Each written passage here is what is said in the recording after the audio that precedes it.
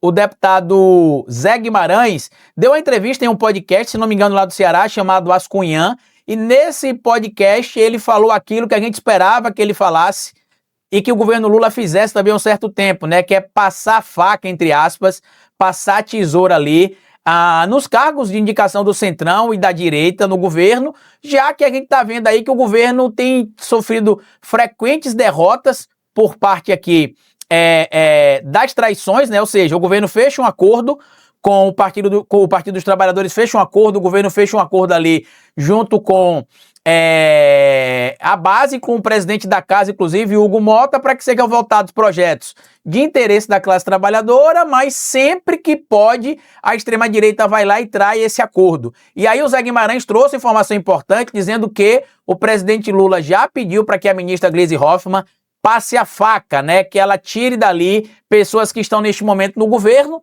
que querem usar o espaço do governo, que querem estar junto com o governo, mas não querem votar com o governo. Então eu quero trazer para vocês aqui esse material para a gente poder ver e ouvir juntos. Deixa eu até botar o GC aqui, ó, que a ministra Gleisi Hoffmann vai passar a faca, segundo diz aqui o líder Zé Guimarães. Olha o que é dito aqui nesse podcast, que eu vou deixar para vocês, inclusive, a recomendação, né? As Cunhãs Podcast. Vamos ouvir aqui o que é que ele diz. Eu acho que vai ter um rebuliço tamanho do mundo na próxima semana. Oba! Qual é o rebuliço? A Gleisi vai meter a faca. Como assim? Aí ela vai cobrar essa fatura, então. Vai. E ela disse que está com a lista, e eu sei dos trair, né? Daqui do Ceará, que tem cargos importantes que... Opa! Ela disse que vai meter a faca. Eu acho que é pouco, eu acho que tem que fazer mesmo. Só sendo uma mulher para fazer um negócio desse. Muito bom. Sabe por quê? Moraliza, estabelece-se a crise, aí se recomeça a discutir mesmo. Aí recompõe. Então, aí recompõe. Mas ela está muito decidida. E vou dizer mais, viu? Eu estava na reunião com ela e o Lula. O Lula disse, Gleisi, você agilize, viu? E mexa no vespeiro aí da Caixa Econômica, para começar. Eita! Olha E aí, vai ter evidentemente, gente rodando, que eles estão apavorados, todo mundo. Quem é que tá mesmo? É PP ou é republicanos? PP. É PP, né? Não, a Caixa Econômica hoje é o indicado do Arthur Lira, né? O cara... E o cara, rapaz, é competente, o Lula gosta dele, mas... Mas o PP tá vacilando. Exatamente.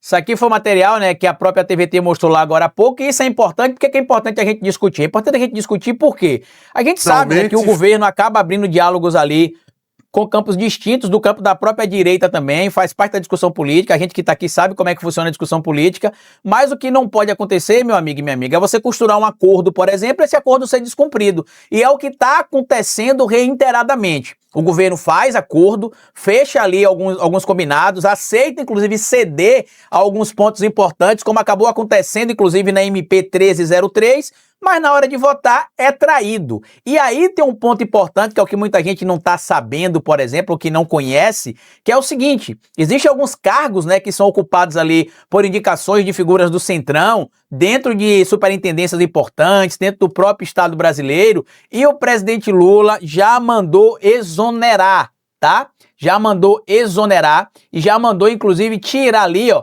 aliados que votaram contra, ou pessoas que fazem parte da base do governo, mas que votaram contra. Quem são essas pessoas, Carlito? São vários aqui, inclusive. Para vocês terem noção, a própria Folha de São Paulo trouxe este material que vocês vão ver aqui na tela. Aí, ó. Deixa eu só ampliar aqui para a gente ler juntos aqui, nós todos, tá? Tá aqui, ó. Governo exonera aliados de deputados que votaram contra o aumento de impostos.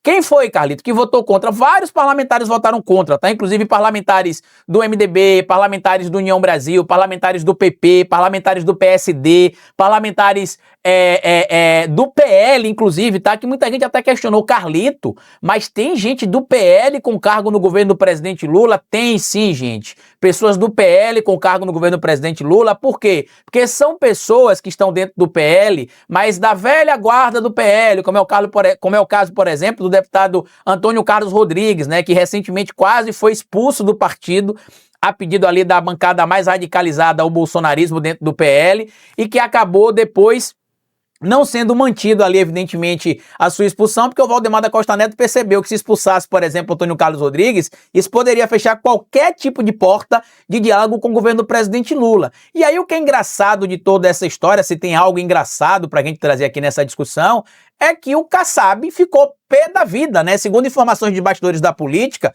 o Kassab não gostou dessa história ali do presidente Lula ter retirado alguns cargos importantes ali que o PSD ocupava, não gostou da ideia de que o presidente Lula faça o que ele está fazendo, alegando ali, inclusive, que não se faz isso. E o presidente Lula, de forma correta, evidentemente não exonerou todo mundo, porque o presidente Lula é uma figura de acordo, manteve, evidentemente, alguns acordos, mas deixou claro que é o seguinte, a partir de agora é o seguinte, ou vocês cumprem o acordo, ou a coisa não anda, porque vocês assinam um acordo com a gente e na prática depois vocês desfazem o que foi combinado. A própria ministra Simone Tebet, inclusive quem acompanhou o noticiário nos últimos dias deve ter observado isso, a própria ministra Simone Tebet ficou pé da vida, né? Porque tinha alguns acordos que já tinham sido costurados ali junto com o governo, tinham acordos costurados junto, inclusive, com a base da bancada da oposição. O governo aceitou ceder algumas coisas, inclusive, mas na prática o que acabou acontecendo? Não era só do Altineu Cortes não, viu, pastor? Eram de outras figuras também, tá?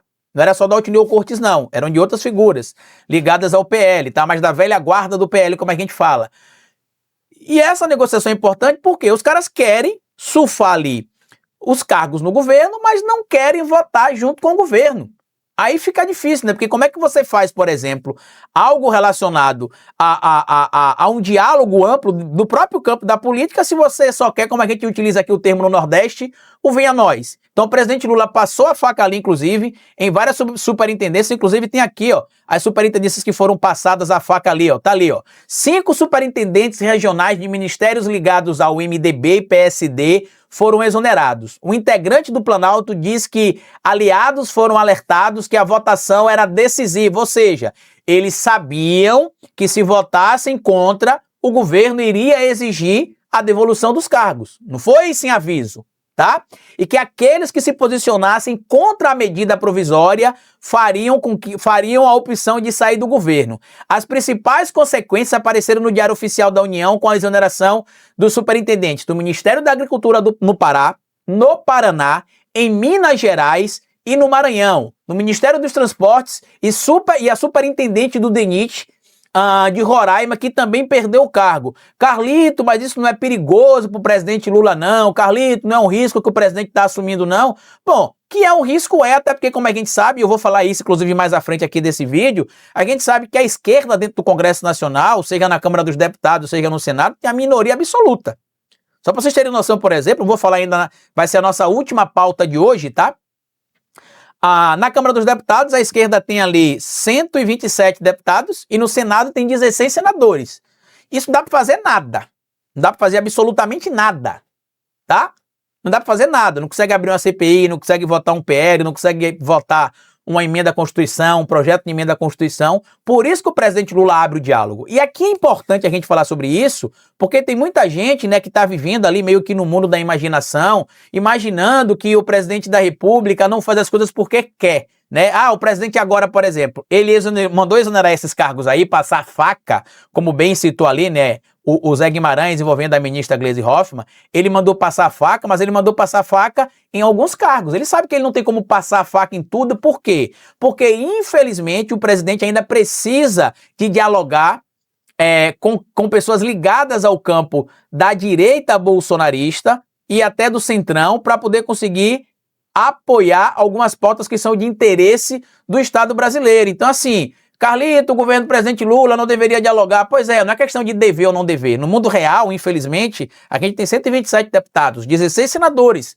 Então não é questão de querer ou não querer. É que nem as pessoas que levantaram a tese ali de se defender, por exemplo, que o governo do presidente Lula comece ali, por exemplo, a pautar ou defender a tese, pelo menos, né, de colocar em prática ali a ideia de que o Lula tem de suspender todas as emendas, né, todos os recursos de emenda. Gente, volto a dizer, não é a questão do governo querer ou não querer, do governo gostar ou não gostar. Se o governo suspender, por exemplo, as emendas, vai ter retaliação, o Congresso Nacional vai retaliar. Aí muita gente vai falar assim, mas o povo vai para a rua. Vocês realmente acham que a classe trabalhadora está disponível a ir para a rua em todos os atos? Não está. Primeiro que quando é ato de semana, por exemplo, a classe trabalhadora está trabalhando. Segundo, quando é ato de final de semana que cai na folga do trabalhador, o trabalhador tem de escolher se ele vai para o ato, ou se ele vai descansar, tirar a folga dele e ter o lazer com a família. Por isso, inclusive, que a direita não quer aprovar o fim da escala 6x1. Porque se a gente conseguir aprovar pelo menos o 5x2, o trabalhador vai ter 2 dias de descanso, né? Se trabalhar de segunda a sexta, né? Pega o sábado e domingo de feriado, de descanso. Então, se trabalhar, por exemplo, de segunda a sexta e tiver o sábado e domingo para descansar, é provável que se a gente marcar atos no sábado ou no domingo, esse trabalhador vá para o ato. Por quê? Porque ele vai tirar um dia para descanso e para fazer as coisas dele e o outro dia para ir para o ato.